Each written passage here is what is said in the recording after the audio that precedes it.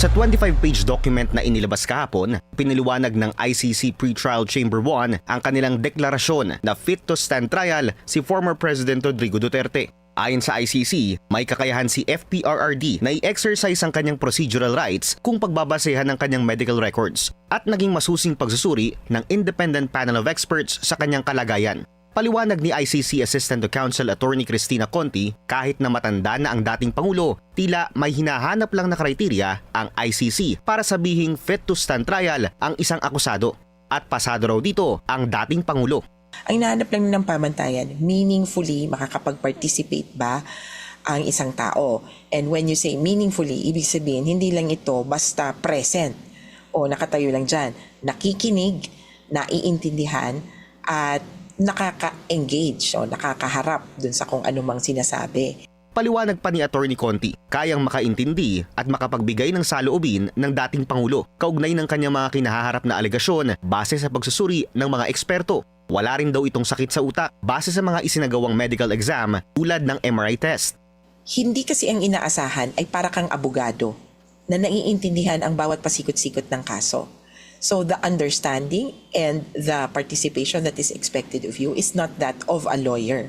Sa isang pahayag, sinabi ni Duterte Lead Counsel Nicholas Kaufman na magsusumite sila ng apela dahil aniya, hindi pinagkalooban ng due process si FPRRD.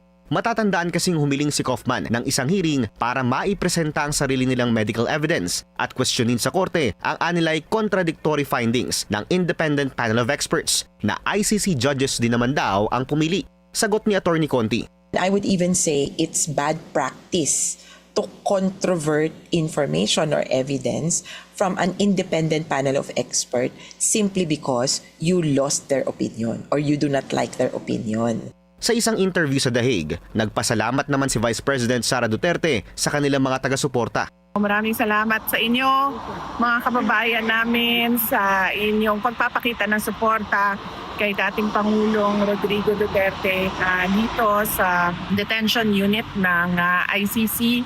At syempre, lalong-lalo na ngayong araw na ito dahil hindi maganda yung balita sa kanyang kaso at nandito kayo para magbigay ng moral support sa kanya. Sa February 23, opisyal na bubuksan ng confirmation of charges hearing ni FPRRD. Dito diringgin ng korte ang mga ebidensyang hawak ng prosecution at ng kampo ng dating Pangulo. Pagdedebatihan kung ano nga bang mga kaso ang mapatutunayan ng mga taga-usig. Ayon kay Attorney Conti, posibleng ilang buwan pa matapos ang period ng confirmation of charges hearing bago magbigay ng desisyon ang korte. Mahahati raw sa tatlong options ang ilalabas na desisyon. Ang tanong doon ay whether to confirm the charges or not. May ebidensya ba na sapat para magtuloy sa trial? Tatlo ang magiging sagot niyan. Oo, may ebidensya or walang ebidensya or kulang pa at buuin pa yung ebidensya. Kapag walang ebidensya, ay hindi kaagad dismissal, hindi ito dismissal kasi maaring may iba pang charges at bahagi ng investigation. Doon naman sa oo, may sapat na ebidensya, doon lamang magsisimula pagkatapos nun yung trial. Ayon kay Attorney Conti, historically speaking, bihira ang nadidismiss ang charges sa ICC. Kaya aniya, confident siyang magpo-proceed sa trial ang mga nakasampang alegasyon ng crimes against humanity laban kay dating Pangulong Duterte.